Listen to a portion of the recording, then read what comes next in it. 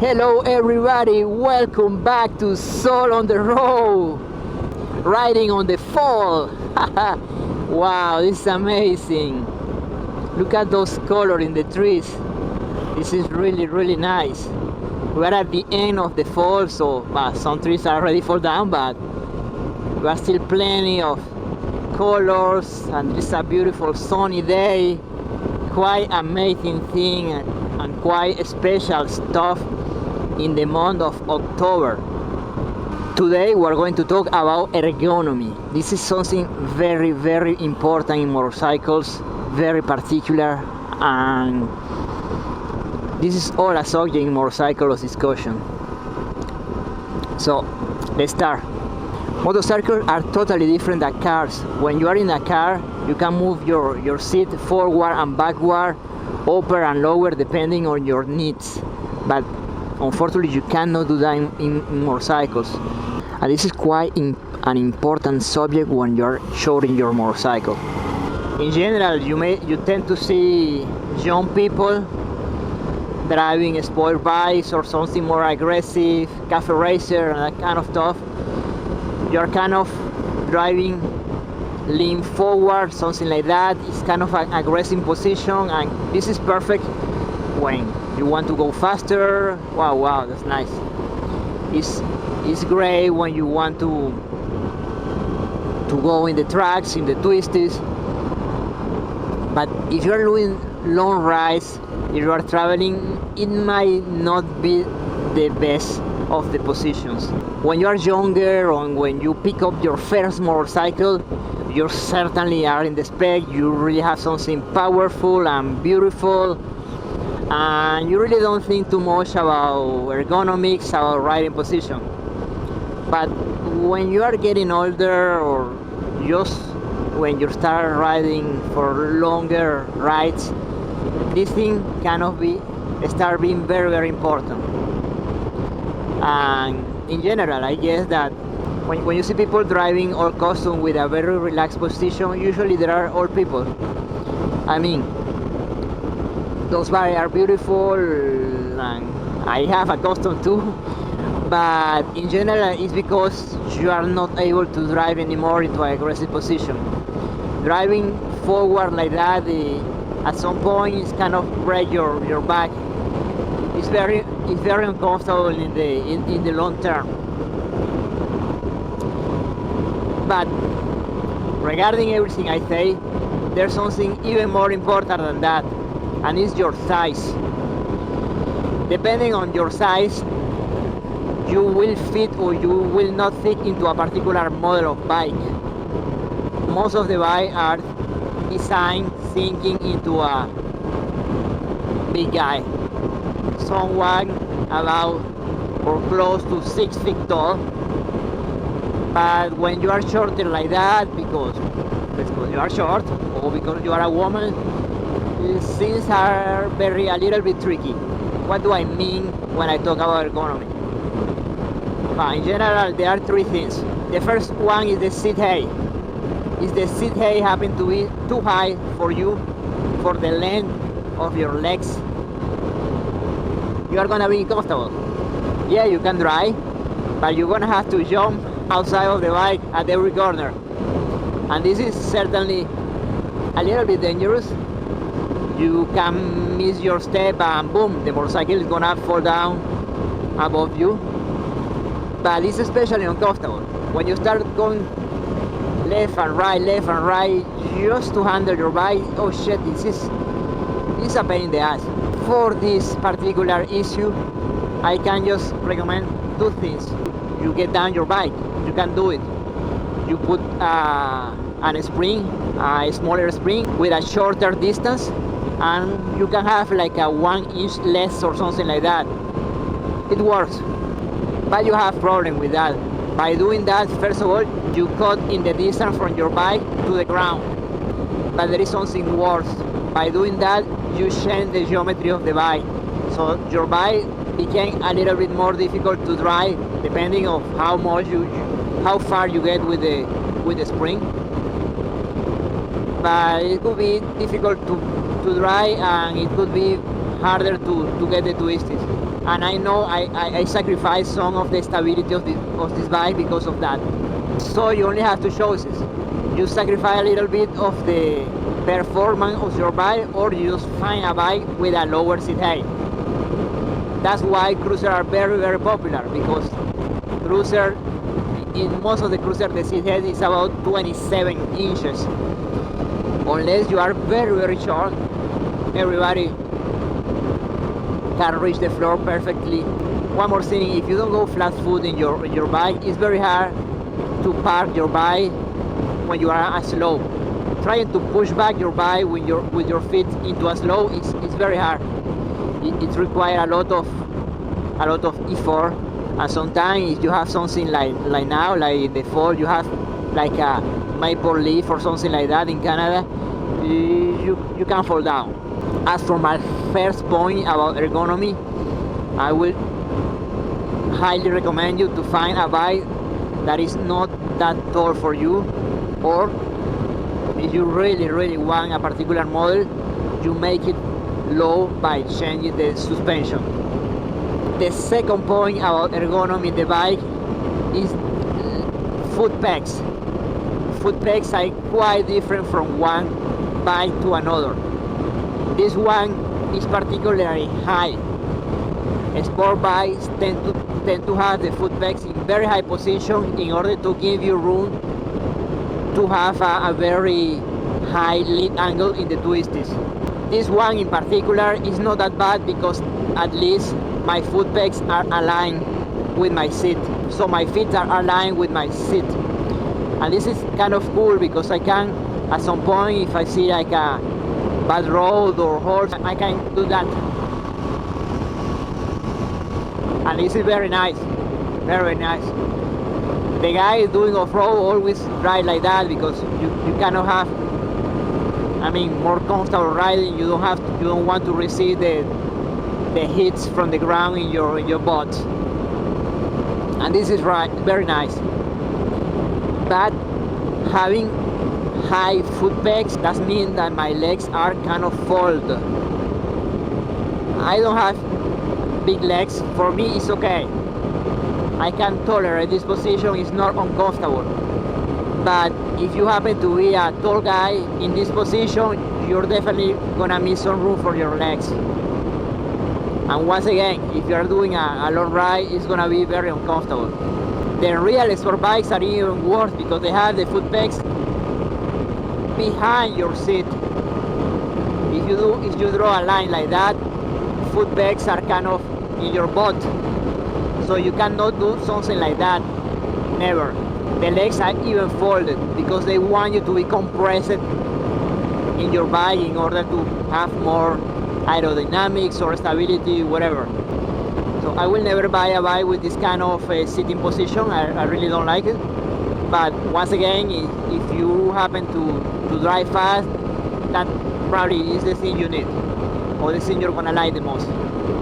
So I was saying that driving position in oh wow, this is beautiful.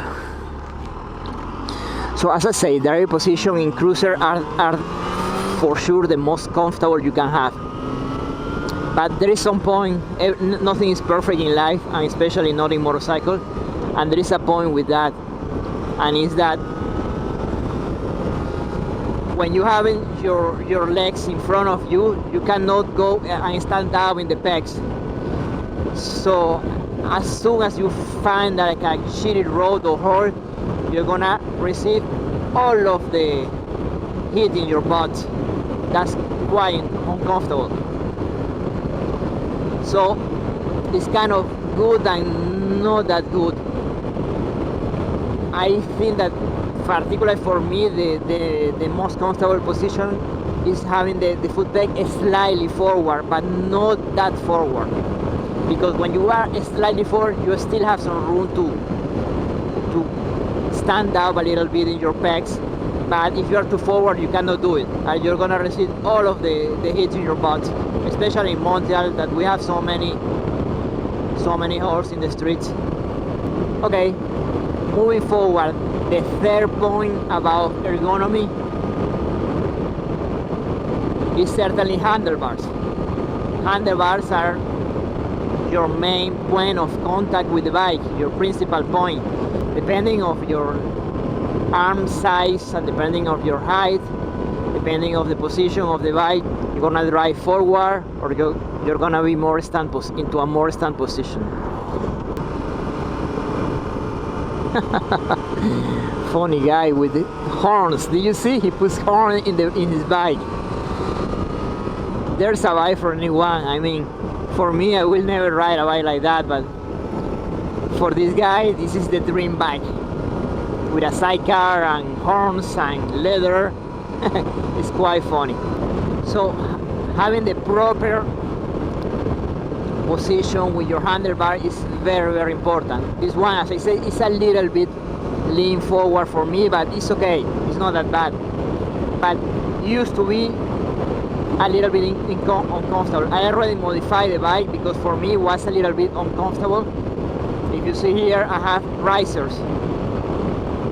I rose the handlebars about 2 inches, and this give me a more straight position. I used to be more like that, and this is not really a comfortable position for me. The problem is when you see a motorcycle specs or something like that, you can never know how comfortable or not it's gonna be.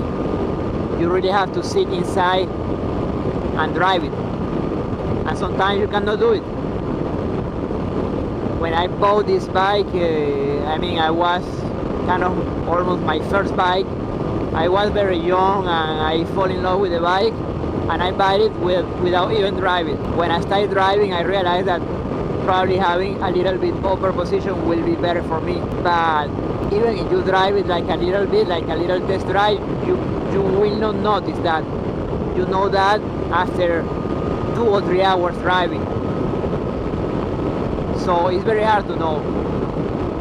But fortunately, there are several resources in internet in order to help you with that, choosing the right position for you. And there is a website I giving you the link in the description right now, right here. As you may see in this side, you can choose a different model of motorcycle, and regarding your size, it's gonna show you an example of how are you gonna be in this motorcycle. As soon as you have a reference, you see, okay. The funny thing about this tool is that you can use a motorcycle you already have or you already know as a reference. So if you plan to purchase another model, you have to compare and see, okay, this model is forward or is more straight or more relaxed position or whatever. So that's gonna help you a lot to choose something. So my recommendation regarding that, try to find the right position that you like, that you feel comfortable with. Try to find a model that is already comfortable for you, because when you try to modify a thing, you may get it or you may not, but you will certainly spend more money and more time and research and this and that. Just to make an example, regular risers like this, you may pay like $200-300 for this. So if you're gonna do that, you have to consider $200 or $300 more to the price you're gonna pay for your bicycle, plus the installation if you don't do it by yourself. There's also another problem. Most of the motorcycle, especially this kind of sport or street bike, doesn't have doesn't have a lot of room with the cables. So maybe the clutch cable can be raised 2 inches, but this cable, the one for the electrical, cannot, and is in the limit. And you certainly should never put a stress in your lines. Doing that, you can break a line, and I mean, you can have an accident, you can die. This is very dangerous. Don't do that. So my point with this is that, yeah, you can certainly modify and raise a little bit your handlebar, but not that much. Most of the time you have room for maybe 1 or 2 inches, but no more. When you see those guys driving with 8 hangers like that, they modify the electricity. You have 4 lines. You have the hydraulic line here, electricity here, choke, actually 5 lines, electricity, accelerator. I mean, there is plenty of stuff. There's also one more thing you have to consider when you see your handlebar, and it's the pullback of the handlebar. The pullback is the angle that the handlebar goes. Is it straight like that, like a drag bar, or is more like that? The more pull you have in your handlebar, the more uncomfortable it's gonna be. This one is a little bit uncomfortable. I mean, it's not completely dry, it's a little bit like that. If you see the other video I did with the LS650, the handlebar was totally pulled back, and I was driving like that instead of that. After 1 hour driving, I have kind of pain in my wrist, and this is something you really don't like neither. Wow, nice colors. Huh.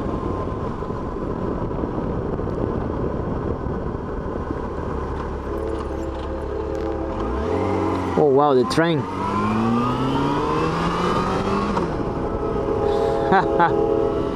Holy shit, this is gonna take some time. So I just said that you cannot raise your bars, but you can lower your bars as much as you can without changing the lines, and that's quite nice. So my advice regarding handlebars, you can raise it a little bit, like 1 or 2 inches depending on your bike. You can lower as much as you want, but you can also adjust it. Sometimes just by changing the angle of your handlebar, you will put it forward or backward. My fourth and last point about ergonomy are accessories. I talked already about position, but I think some accessories can make your riding quite better, quite simpler, and way more comfortable. The third accessory, with no doubt, is gonna remove a lot of fatigue, a lot of stress from your ride, is a windshield. If you have seen my previous videos, you will know that you should know that I'm not a fan of windshield. I think they are ugly, and I really like to feel the wind in my face, in my chest, and whatever, and all that stuff. But when you're taking the highways and when you're taking long rides, you really need one. I mean, I can afford driving the highway for maybe 1 hour or something, maybe a little bit more without windshield, but at some point you are very tired. It sucks a lot of energy fighting against the wind when you are driving at high speed. When you're driving like 100 kilometers an hour or more, it's kind of hard, the pressure of the wind, and sometimes you have kind of pain in your neck because the wind is pushing my helmet like that at high speed, and this is kind of hard. But choosing your windshield is a little bit tricky. You have to be careful with one stuff, and whether you buy a flat windshield that will not fit this bike anyways, or you buy a windshield like this one with some angle, but it has to be long enough to put the wind above your helmet, because this bike in particular, when I bought it, it has a tiny windshield that push all the wind directly in my face. It was actually better driving this bike without windshield than with the windshield. I decided to put a bigger windshield. This is like 4 inches bigger. The original one is kind of like that, and it's very bad. When you put all the wind directly in your face, that's worth having nothing. Actually, with the bike, the other bike I have, the Suzuki, the Cruiser, I can go like 100 or 110 kilometers an hour, and it's okay without the windshield. But with this one, with the original windshield, at 100 kilometers an hour was horrible, and the noise in the helmet was very strong. Everything was terrible. The second accessory that you can use in order to improve your comfort and your position is funny, but it's the seat. We talk about seat height, but there's also seat comfort. If you had a seat that happened to be too soft, usually that fatigues your butt. You really need something like a medium hard foam, otherwise you're gonna sink in your seat and it's gonna be very bad. So you really want to have a good seat. Some people sell custom ultra comfortable seats on internet for very good money, something like 5, 6 or even almost $1,000 for a seat. I don't know if one day I will pay such an amount of money for a seat, but I can tell you that it's very important. The third accessory to consider, obviously depending on your needs, having side bags or a top case. This is good. This is certainly not that beautiful, but it's very, very comfortable. The difference of always driving with a backpack or attaching thing in your seat every time, or just having just a little top case and put all your crap in there and don't think about it, it's huge. Imagine you are taking a ride like 2-3 days and you have to put everything in the backpack. This is gonna be very uncomfortable, or you're gonna miss some stuff. But having room for storage in your bag is certainly a must. It's certainly a good stuff. Finally, my last suggestion for accessories. This one is a cruiser. If I go here, my accelerator keeps stable. I don't want to accelerate anymore, and I can rest my hand a little bit to have some room to the blood to get into my arms, my hands, and everything. And this is very, very nice.